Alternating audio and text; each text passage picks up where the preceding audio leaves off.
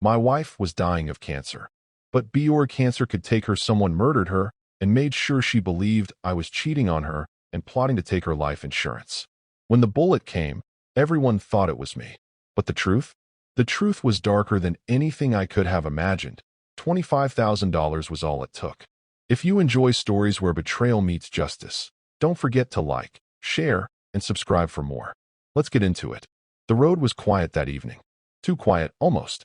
The kids had finally dozed off in the back seat after bickering about who got the last juice box.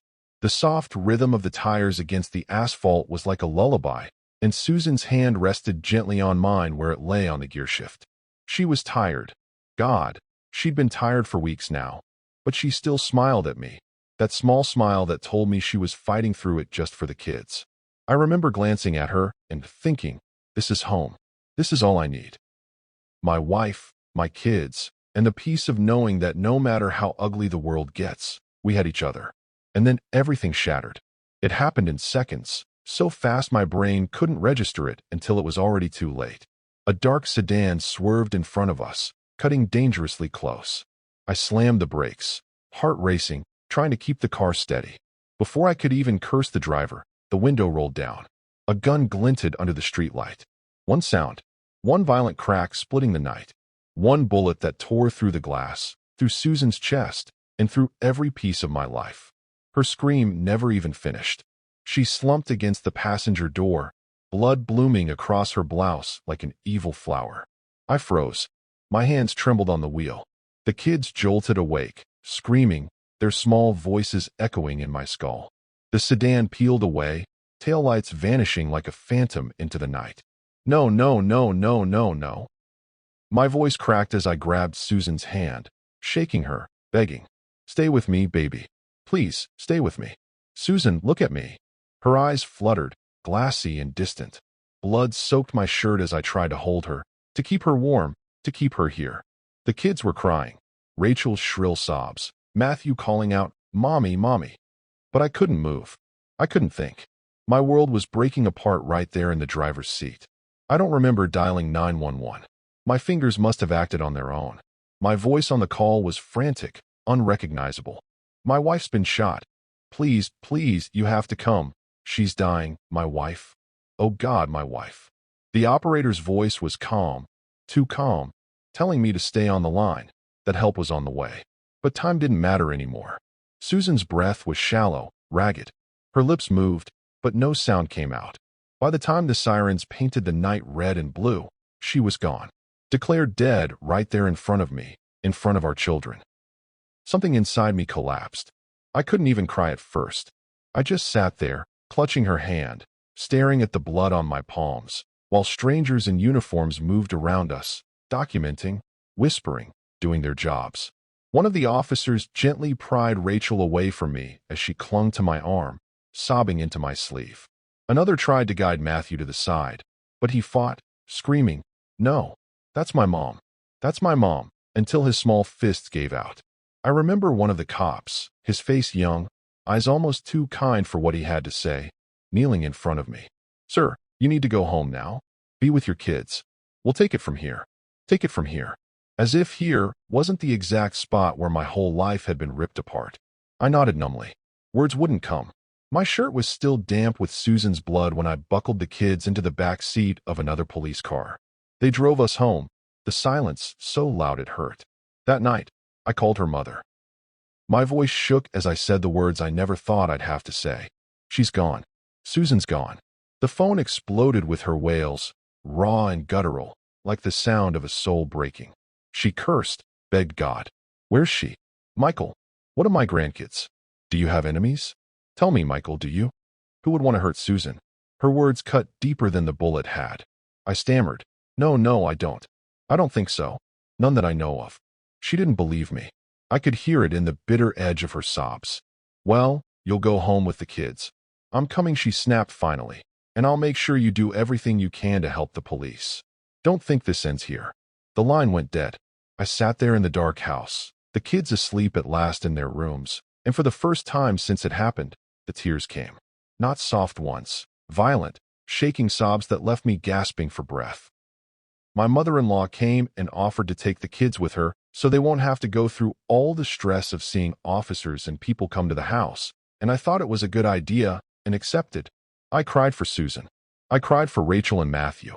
I cried for the nightmare I couldn't wake up from. And when the dawn came, I was still sitting there, blood-stained shirt in my hands, staring at the door as if Susan might walk through it. Instead, it was the police who knocked. "Mr. West," one of them said with a faint smile that didn't reach his eyes, "hope you don't mind us popping in at this odd hour." No, I didn't mind. I didn't mind anything anymore. My life was already broken. "Any progress?" I asked, my voice hollow. "Any news on the shooter?" The officer's smile faded. "Yes, but we believe you could help us. We'll need you to come down to the station. Just standard procedure." And just like that, the nightmare continued because nothing on earth could have prepared me for what happened. The police station smelled of stale coffee and disinfectant. A place where lives unraveled in small rooms with buzzing fluorescent lights. I thought it was just standard procedure. That's what they told me. A few questions, maybe another description of the shooter, then I'd be on my way back to my kids. But the way the officers glanced at each other as they led me inside told a different story. They put me in a narrow room with a metal table. The chair screeched against the floor when I sat. My palms were damp, still stained faintly from Susan's blood, no matter how many times I'd scrubbed them. Two detectives walked in. One was tall, lean, with sharp eyes that looked like they could peel back skin. The other was older, heavier, with a mustache that twitched when he spoke. The tall one started. "Mr. West, thank you for coming down. We just have a few questions." "Anything," I said. "I'll do anything to catch the man who—" My throat closed. "The man who took my wife." The older one slid a folder across the table. He opened it slowly, like he was revealing a secret. Inside were sheets of paper, photographs, copies of text messages. "Tell us," he said, tapping a page with his finger. "Who is Elena?" The name hit me like a foreign word. "Elena?" I frowned. "I don't know any Elena." "Really?" the tall detective said, raising an eyebrow. He pushed the papers closer. "Because your phone tells a different story." I leaned forward. My stomach dropped. "Messages. Dozens of them. Words I'd never written. I can't wait to see you again. I feel alive every time I'm with you. You make me whole." And then Elena's replies. "Leave her. Be with me forever. I know you don't love her anymore." And my supposed response. "Yes, I don't. Elena, you make me whole. Life gave us the perfect escape. Susan's been diagnosed with pancreatic carcinoma. It's spread to her liver. She won't last long. I don't need to leave her. Death will do that for me." The words blurred. My vision swam. I shoved the papers back toward them. "What the hell is this?" I shouted, my voice cracking. "That's not me. I never wrote this. I swear to God." The mustached detective leaned back, unimpressed. "Come on, Mike. Don't make this harder than it already is. We've seen this 1,000 times. Husband grows distant. Finds comfort in another woman. Sick wife becomes a burden. Suddenly, tragedy strikes. Insurance payout. A new life with Elena. Sound familiar?" I gripped the edge of the table until my knuckles whitened. "No, that's not me. Susan was my wife. I loved her, in life and in death. I would never—" My voice broke. "I would never betray her." The tall detective flipped to another page. "Interesting. Because your wife updated her life insurance policy just 2 weeks ago. Signed everything over to you. And guess what? Because she was killed in a shooting, you'd get double the payout. Coincidence?" I shook my head violently. No, that's not how it happened. Susan brought up the insurance. She wanted to make sure the kids would be okay if the cancer." My words crumbled. The detectives exchanged a look. Disgust, pity, doubt, it was all in their eyes. I slammed my fist on the table. "Someone's doing this to me. Can't you see that? Someone set me up. I want a lawyer. Now." The room went cold. The detectives didn't argue. The mustached one just muttered, "Get him a lawyer," and left the room. I sat there, shaking, alone with the buzzing lights and the phantom echo of Susan's voice in my head. A man walked in a few minutes later. Gray suit, calm eyes, firm handshake. "Mr. Michael. Name's Malik. I'll be representing you." I didn't know him. Didn't trust him yet.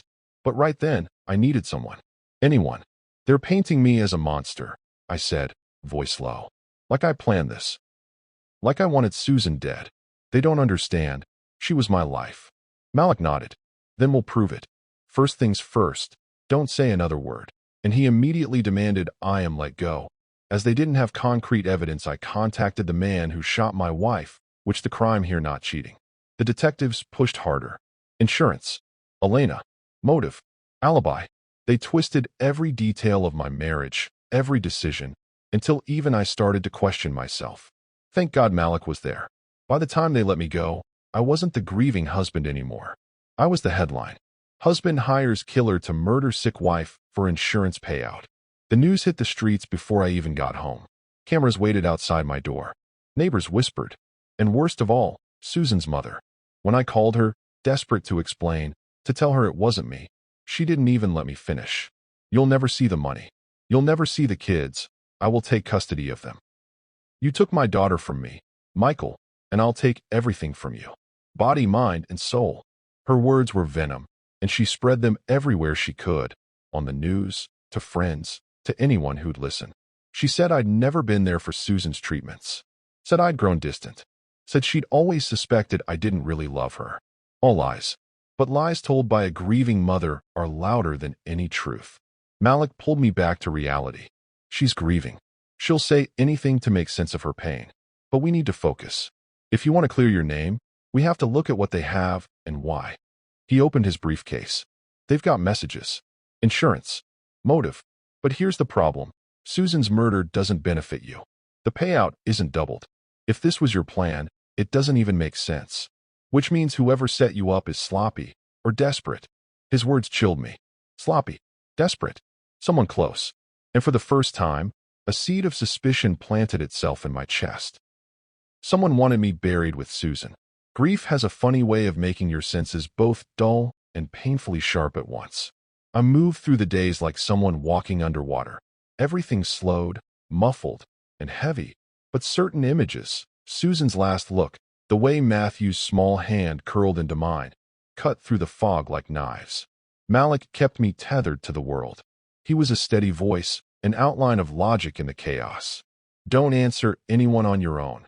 He told me the first morning he sat with me at the kitchen table while the kids drew with dull crayons at the island.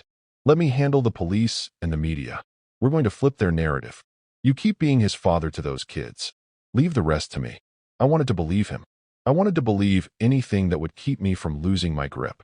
He began by taking inventory of what the police had. The messages, the insurance paperwork, the statements from witnesses. He listened to me recount everything I could remember about the night. How the sedan had moved, the color, the sound of the gun, a sliver of a license plate. And he scribbled notes with a practiced hand. You remember things most people don't, he said once, tapping his pen. Good. That's how we start. He also taught me to be careful with memory. Memory isn't a camera, Mike, he told me bluntly. It's a story we keep rewriting. Stick to what you know for certain. Stick to facts we can prove. But facts were slippery. The police had already turned private grief into public accusation, and the court of public opinion is a hungry thing. Malik wanted to shape the narrative before appetite turned to bloodlust. He suggested, insisted, that I make a video. Don't talk about your innocence, he said, hands folded, eyes steady. Talk about Susan. Talk about her voice when she was scared. Talk about the small things that only you would remember. People smell authenticity. Show them the man who loved her. So I recorded it in the living room where sunlight came through the blinds, where Susan's perfume still clung faintly to the cushions. I tried not to vomit the words. I spoke about the cancer diagnosis, about the way she'd laughed when she tried to hide the chemo baldness with silly hats, about the last time she squeezed my hand and told me not to be sad because we'd made too many good memories. I cried. Maybe it looked performative on camera, but it was real. Every word gutted me. Malik posted it to the accounts the morning after. Within minutes, the video thudded into the online river. Shares, comments, the smear of people who believed, and the drumbeat of those who didn't. I watched the numbers rise like a fever creeping up my skin. There was an easing, a small one. Strangers messaged. People who knew us sent messages of support. But the other side was vicious. Some accounts dug up old photos where I looked distracted at work functions. They found neighbors who said I didn't attend every chemotherapy appointment. They turned mundane absences into evidence of a calculated, cold husband. It became a perverse contest of who could tell the cruelest version of our marriage. I started sleeping in short bursts, 2 hours here, 3 there, my dreams full of sirens and glass. I dreamt of Rachel and Matthew playing together with Susan and what my mischievous babies would be up to. How normal things were and how airy it has turned. I just wanted them by my side. Between hearings and interviews and calls from reporters, Malik dug deeper. He subpoenaed phone records, IP logs, background checks. He pushed the police, relentlessly, politely, with that same bulldog patience lawyers learn is kinder than brute force. The detectives, for their part, were tolerant but cautious. They had a killer to catch and a crime to solve. They also had an accusation already making the rounds. To them, suspicion was something that needed proof, and proof is often damned slow. One night, exhausted and on the verge of hollowing out, I sat up in the living room and scrolled through my phone looking for anything, any comfort, any logic. That's when I noticed it. The wallpaper on my lock screen, a picture of Susan with a smudge where her cheek met mine, under which a 4-digit code blinked when I raised the phone. I'd set my passcode without thinking weeks ago. Susan had joked that we should make our codes the same. So if I forget mine, I can use yours, she said, laughing, and we both laughed and typed identical numbers. My stomach sank. If someone had access to Susan's phone while she was alive, if they'd taken her passcode and used it, they could have typed into my phone, sent messages, and made it look like I'd been the one writing to an Elena. Someone close enough to know the code. Someone who could reach my wife. I called Malik immediately. He listened and sat for a long time after I explained, not speaking. Then he asked the questions that kept him sharp. Who would know the passcode, he asked. Who had access to her phone? Did she ever leave it unattended? Family? Friends? Caregivers? Anyone at the clinic? The list was short, but it struck me like lightning. Susan's mother. Carolyn. She'd always been there, hovering, doing too much for a woman who'd never asked for help like that. She volunteered to pick up prescriptions, to drive Susan to appointments, to sit with her when I couldn't. At the time, I'd thought it kindness. Now the same gestures felt like windows left open. Don't accuse her. She has no motivation, Malik warned. We need evidence. We need records. We need to show motive. But motives were beginning to reveal themselves like old rot. The insurance paperwork had been signed 2 weeks earlier, something Susan insisted on, she said, to give the kids a safety net. Yet someone could have urged, moved, or manipulated to make sure that when death arrived it carried a windfall. People change brick by brick when opportunity knocks, and I had to accept that even those closest to Susan could be corruptible. We crafted a plan. Malik would keep pressure on the police to find a shooter. I would do what I could to be visible as a grieving father. Appearances at memorials, careful interviews where I talked about mothering, about how Susan had wanted life for the kids. We'd also trained the legal spotlight inward, to digital traces and IP logs, to insurance file timestamps and clinic visitor logs. We moved fast. Malik demanded every log from the cellular provider for Susan's phone. He subpoenaed clinic visitor sign-ins. He questioned nurses who'd come in and out of rooms. Every polite request for records felt like yanking at a tangled cord that was holding up something alive. Each tug loosened a small piece of truth. The more we pulled, the more the world tightened. I felt watched. People looked at me differently at school pickup. Whispers slid across the playground like slick oil. My mother-in-law, who once wrapped me in a feigned matronly kindness, now made a show of distance, a sharpness in her eyes I could not mistake. She began asking the kids questions when she visited, looking past me as if I were the unwanted furniture in her home. A week after the video, a small crack appeared in the public wall of accusation. Malik called me early one morning, voice clipped with excitement that I couldn't parse. We've got someone on the line, he said. A caller. Says he participated. My heart hit the floor. For half a beat, I thought we had the shooter. Hope rose like light, and then faltered because hope is a cruel thing. It lifts you, and then pushes you off cliffs to see how you'll fly. Who? I asked, and my voice sounded broken. Not sure yet, Malik said. He didn't give his name over the phone.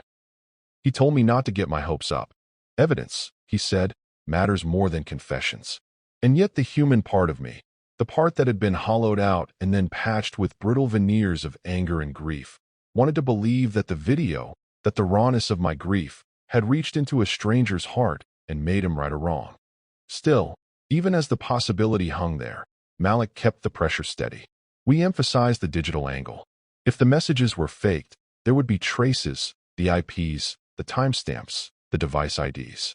Malik's investigators were patient, obsessive, and thorough.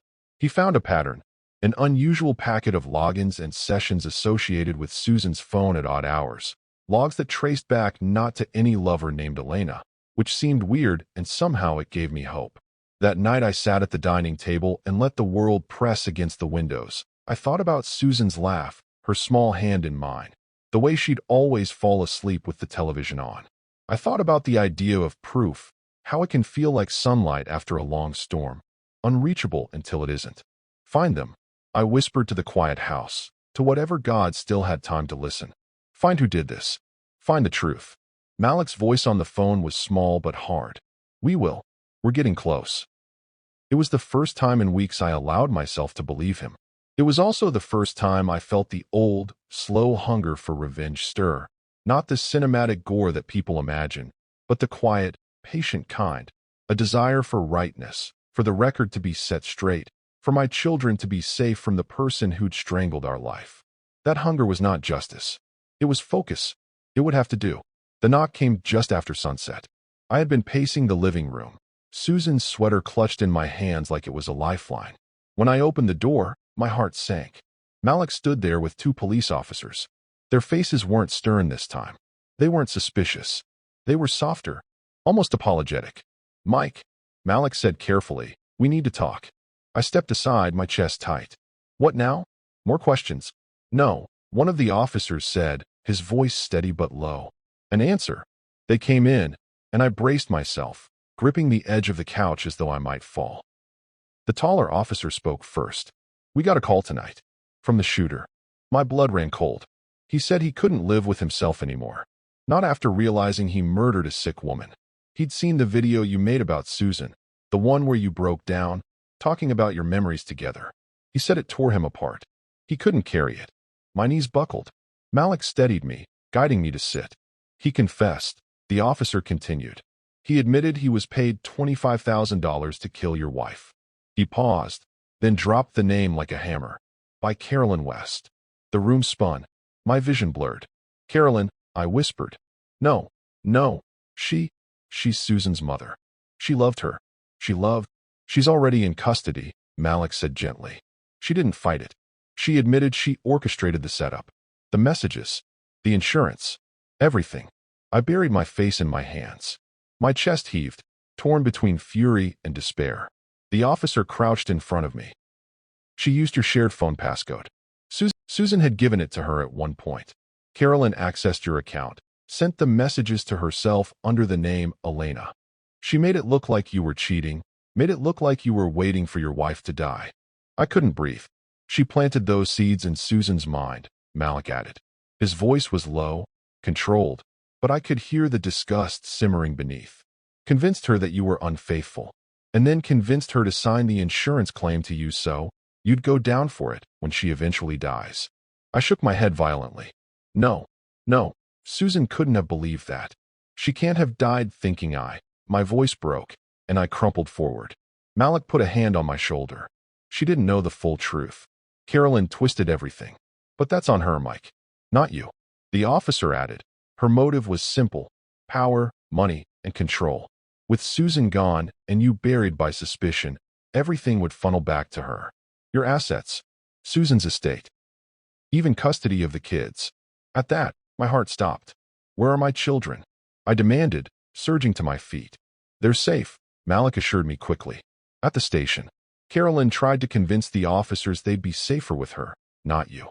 That's how we got her to walk in willingly. She thought she was securing custody. I pressed a shaking hand to my chest, exhaling a prayer I didn't even realize I'd been holding. Then came the final blow. The taller officer's expression hardened. When we confronted her, she admitted Susan helped her, in a way. She confessed Susan gave her your passcode. That's how she got in. That's how she built the lie. Susan was sick, confused, vulnerable. Carolyn poisoned her against you. My insides ripped open. I dropped into the chair, staring at the floor. She died thinking I was a liar. I whispered, thinking I'd already left her, that I wasn't the man she thought I was. My chest shook with sobs I couldn't stop. That's what kills me. Not Carolyn. Not the shooter. The fact that Susan never got to see the truth. Silence filled the room. Malik and the officers let me break without interruption. Finally, I wiped my face and whispered, I just want to see my kids. At the station, when Rachel and Matthew saw me, they ran, their arms wrapped around my waist, their little bodies trembling as though they'd been holding their breath for days. I dropped to my knees, clutching them, sobbing into their hair. In that moment, I wasn't a suspect. I wasn't a victim. I was just a father, begging God to give me the strength to raise them through the ruins of what was left. From the corner of my eye, I saw her, Carolyn, handcuffed, eyes blazing with a fury I'd never seen before. Evil. That was all I could see in her now. Evil wrapped in the skin of a grandmother. I didn't say a word to her, didn't curse, didn't shout. I just turned back to my children and held them tighter. Weeks later, the court sentenced the shooter to life in prison. Carolyn received double life sentences. And me? I walked out a free man. A broken man, but free. At Susan's funeral, I stood over her grave, my children at my side. The autumn wind cut through my suit, but I barely felt it. I miss you, I whispered into the soil. I'll never stop missing you. And I just pray you can see now. I never betrayed you. I never stopped loving you. Not once. The headstone said beloved wife and mother. But to me, she would always be more. Justice had been served. Carolyn was gone. The shooter was locked away. But none of it brought her back. None of it erased the lies she died believing. And that was the revenge I could never have. That was my reckoning. Not with Carolyn. Not with the shooter. But with the truth. Justice is cold. Revenge is fleeting. But grief is forever. Let's hear thoughts in the comments. Was a double sentencing enough for Michael? Share your thoughts in the comments and don't forget to like and subscribe. Thank you for watching.